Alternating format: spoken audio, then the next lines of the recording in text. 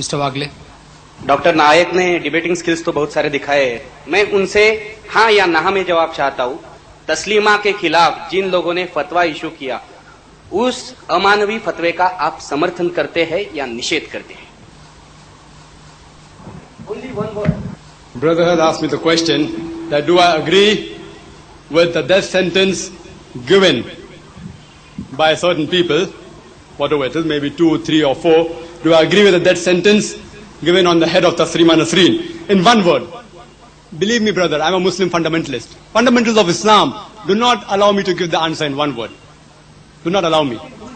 That's right. I'm telling you, I will not answer. Because I will have to call her in the court of law, and after I've examined her, after I've integrated her, and after she's given an equal opportunity to support herself, after she has been given an equal opportunity to support herself, can the death sentence be passed? Otherwise, no, I have not met her.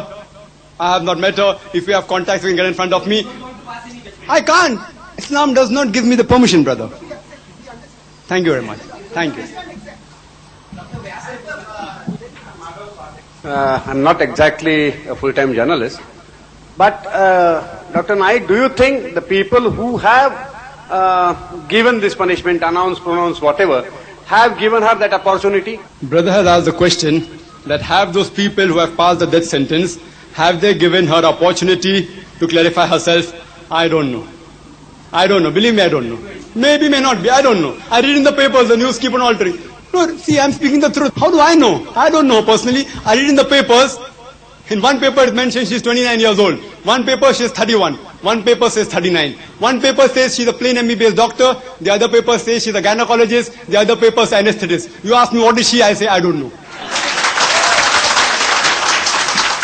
तो व्यास से पूछना चाहता हूँ कि बहुत सारे doctor नायक से हुए, इनसे पूछना चाहता हूँ कि इन्होंने हिंदू धर्म के बारे में बहुत सारी बातें कही, सनातन हिंदू धर्म के बारे में, और हिंदू धर्म में रिफॉर्म्स हुए क्योंकि हिंदू धर्म का सनातन हिंदू धर्म का मन बड़ा उदार था, इसे उन्होंने कहा। मुझे उनसे इतना ही पूछना है कि जो चारवाक से लेकर फुले आगरकर तक सारे रिफॉर्मिस्ट हुए, उन्हें जो तकलीफें झेलने पड़ी, वो हिंदू धर्म के उदार मन की निशानी है या नहीं? चारवाक से कहां तक? अभी आज तक भी लीजिए आप। इसका सीधा उत्तर यह है, मैंने पहले अपने वक्तव्य में कह दिया था कि वैचारिक विरोध के आधार पर शारीरिक कष्ट किसी को दिया जाए, इसका पहला उदाहरण गांधी हत्या का है। चारवाक को हम लोग बृहस्पति का अवतार मानते हैं। सावित्रीबाई फुले पर भी पत्थर फेंके गए थे। गांधी हत्या पहला उदाहरण नहीं है, शंभुक का भी पहले उदाहरण है। हाँ, आगरकर की तो शव यात्रा निकाली गई थी।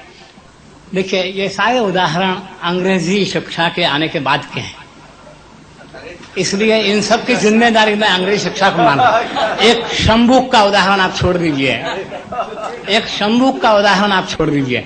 मैंने कहा वैचारिक विरोध के आधार पर, वैचारिक विरोध का जहां तक चारवाक का आपने नाम लिया, आप इतिहास में कहीं नहीं बता सकते। फिजिकल टॉर्चर तो हर रिफॉर्मिस्ट को किया गया है। आप मुझे बताइए चारवाक पर कौन से अत्याचार है और आप किस इतिहास के आधार पर? शंभुक के बारे में थोड़ा सा एक्सप्लेनेशन दीजिए। पहले आप चारवाक को वापस ले लीजिए, फिर मैं शंभुक का उत्तर दूंगा। हर रिफॉर्मिस्ट को फिजिकल टॉर्चर किया गया है आज तक। जो जहां तक मैं अयोध्या तक बोलता हूं कि अयोध्या के बारे में बात करने वाले जो लोग हैं और हिंदू धर्म में जो खराब नीतियां है या खराब अंधश्रद्धाएं है, उनके खिलाफ बोलने वाले आज के जो आज तक के नए नौजवान हैं अंधश्रद्धा निर्मूलन समिति के, उनको भी फिजिकल टॉर्चर का सामना करना पड़ा है। यही मैं आपको कहता हूं, क्योंकि ये आपकी बात सच नहीं है कि रिफॉर्मिस्ट को कोई तकलीफ नहीं दी गई और सिर्फ डिबेट चलाया गया या डायलॉग चलाया गया। फिजिकल टॉर्चर तो हुआ ही है और इसके तो इतने सारे उदाहरण हैं, आप इतिहास पढ़ के वो निकाल सकते हैं। आपने चारवाक से प्रारंभ किया, मेरी आपसे प्रार्थना, या आप बोले या मैं बोलूं, मेरी आपसे प्रार्थना है कि चारवाक को किस प्रकार का कष्ट दिया गया, ये आप किसी इतिहास के आधार पर हमें बता दीजिए, तो मैं आपके प्रश्न का उत्तर देने का या अपने विचार को सुधारने का दोनों प्रयत्न करने के लिए मैं तैयार। I am always open for rectification and correction. तो कोई मुझे बता दे कि चारवाक के इतिहास में कहाँ ये मिला हुआ है, या कम से कम आप स्वीकार करेंगे चारवाक को नहीं दिया गया कोई भी शारीरिक दंड, बाद में हुआ।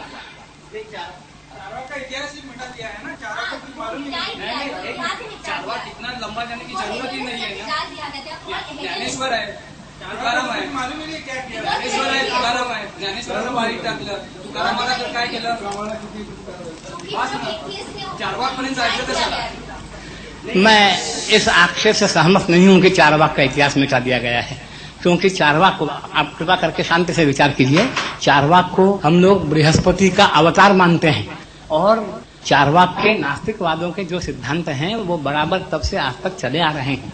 और जहां तक मेरी भारतीय इतिहास की जानकारी है वहां तक चारवाक को या उनके अनुयायियों को, जैसा कि मैंने कहा अंग्रेजी शिक्षा प्रणाली आने के पहले तक वैचारिक विरोध के आधार पर कोई उनको तकलीफ दी गई हो ऐसा मेरी जानकारी में अब तक नहीं है। अगर आप प्रमाणों के साथ कोई बात दें तो मैं या तो उसका उत्तर दे सकूंगा या मैं अपने विचार सुधार सकूंगा, मुझे इसमें कोई आपत्ति नहीं है।